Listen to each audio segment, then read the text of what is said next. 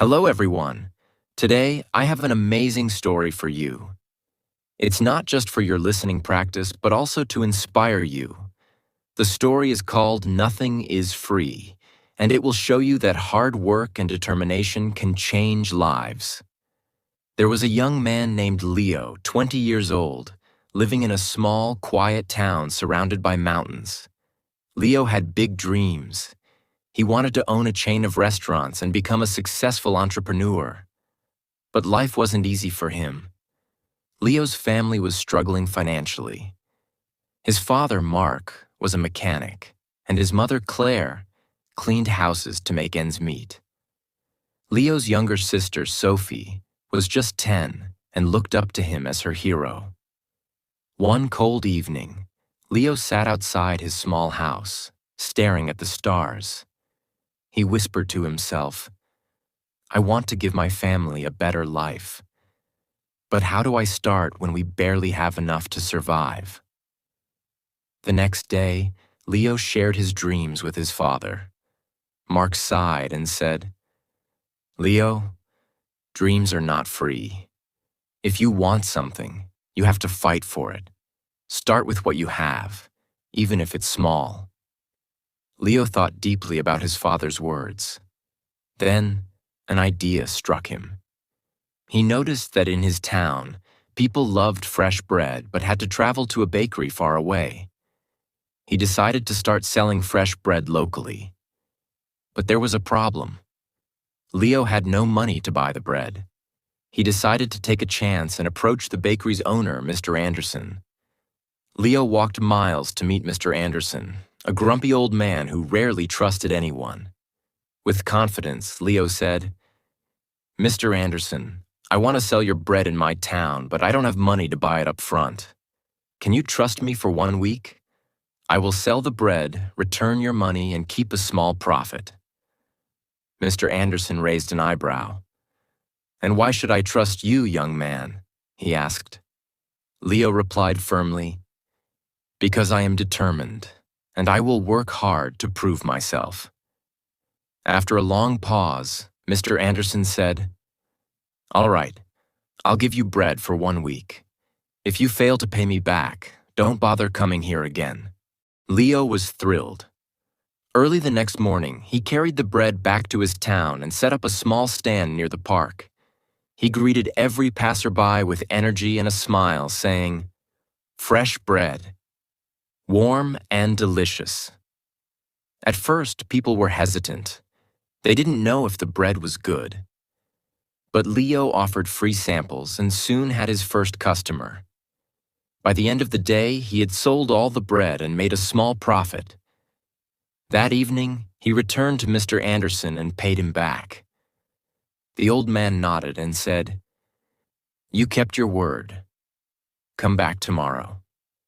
From then on, Leo worked tirelessly. He woke up at 4 a.m., walked to the bakery, carried bread to his town, and sold it with passion. After 2 months, he had saved enough money to buy a small cart, making it easier to transport more bread. One day, a customer suggested, "Leo, why don't you bake your own bread? You're good at selling, but if you bake, you'll make more profit." This idea excited Leo, but it also scared him. He had never baked anything in his life. This was the moment where Leo realized, nothing is free. Not success, not knowledge, not growth. If I want to succeed, I must take risks and learn. Leo couldn't stop thinking about the idea of baking his own bread. If he could bake, he wouldn't have to rely on Mr. Anderson, and his profit would grow. But there was one big problem. He didn't know how to bake. Leo decided to ask Mr. Anderson for help. The next morning, after delivering his payment, Leo said, "Mr. Anderson, can you teach me how to bake?" The old man frowned. "Why should I teach you? If you bake, you won't buy from me anymore. That's bad for my business."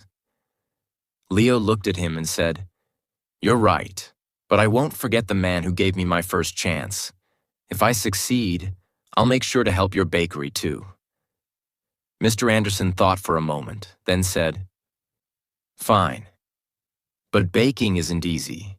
It takes time, patience, and hard work. If you're ready for that, I'll teach you. The lessons began early the next morning. Leo arrived at the bakery at 3 a.m. before the sun was up. Mr. Anderson showed him how to mix flour, knead the dough, and bake it perfectly. At first, Leo struggled. His hands hurt from kneading, and his bread came out too hard or too soft. One day, after ruining another batch of bread, Leo sat down, feeling defeated. He said to himself, "Maybe I'm not good enough for this. Maybe I should give up." But then he remembered his father's words. Dreams are not free. He realized that every mistake was teaching him something new. Giving up was not an option. The next day, Leo went back to the bakery with even more determination. He practiced every single step carefully. Slowly, his bread started improving. After 2 weeks, Mr. Anderson handed him a loaf and said, "This is perfect, Leo. You're ready." Leo was overjoyed. He rented a small oven and began baking bread at home. His family was amazed by his hard work. Sophie, his little sister, helped him pack the bread, and his mother made tea for him while he worked late into the night. Soon, Leo wasn't just selling bread. He started making cookies and pastries too. People in the town loved his products. They said, "Leo's bread tastes better than anything we've had before." But success wasn't easy. One day, a new bakery opened in the town, run by a young man named Eric. Eric had a big, fancy shop with colorful signs and decorations. People were curious and started buying from him instead. Leo noticed his sales dropping. He felt scared. What if he lost everything he worked so hard for? But instead of panicking, Leo decided to improve. He listened to his customers and asked, "What do you like about Eric's bakery? What can I do better?" Some said, "Eric's shop looks clean and pretty." Others said, "His cakes have beautiful designs." Leo realized he needed to grow, not just as a baker, but as a businessman. Using his savings, Leo painted his cart, added bright decorations, and started offering free samples of his new pastries. He even learned how to decorate cakes by watching videos in the library. Slowly, customers returned to him. One evening, an elderly woman came to Leo and said, "I've seen many young men give up when times get hard, but you didn't. That's why we trust you." Her words filled Leo with pride. Months passed, and Leo's business grew. He saved enough money to rent a small shop. It wasn't as big as Eric's, but it was warm and welcoming. He named it Leo's Fresh Bakes. Every morning he woke up before sunrise, baked fresh bread, and opened his shop with a smile. His parents and sister helped him. Sophie, now 11, loved talking to customers, and Claire managed the accounts. But Leo knew this wasn't the end of his journey.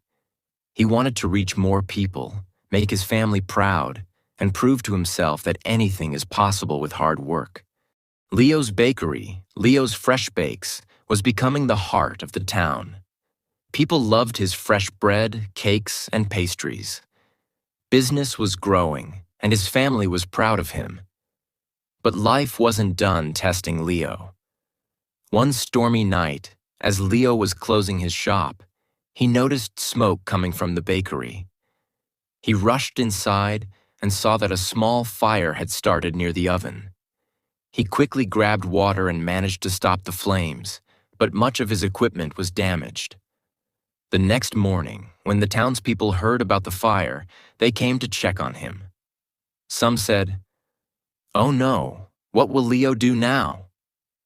Others whispered, "Maybe this is the end for him." Leo felt heartbroken but not defeated. He stood outside his bakery and said, "This is just a challenge.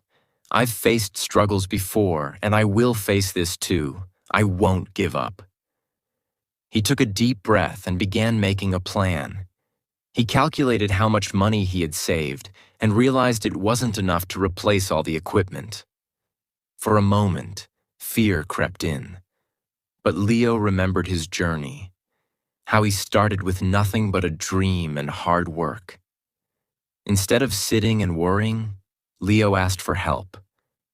He approached Mr. Anderson, who had retired, and said, "Sir, I need advice.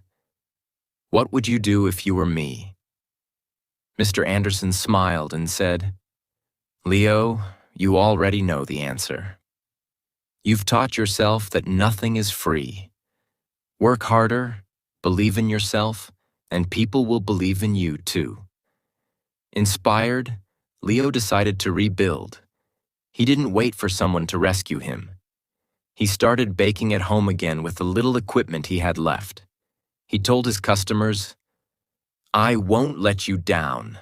I'll keep serving you, even if it's just a small amount for now." The townspeople admired his courage. Many of them started helping him. Some donated ingredients, others gave small amounts of money, and a few offered their time to help him clean and repair the bakery. Leo realized something important. When you work hard and never give up, people notice. They want to help someone who helps themselves. After months of hard work, Leo reopened his bakery. It was better than ever. He painted the walls, added new decorations, and even introduced new items like cupcakes and muffins. His customers were overjoyed. On the day of the grand reopening, the town's mayor came and said, "Leo, you are a true inspiration.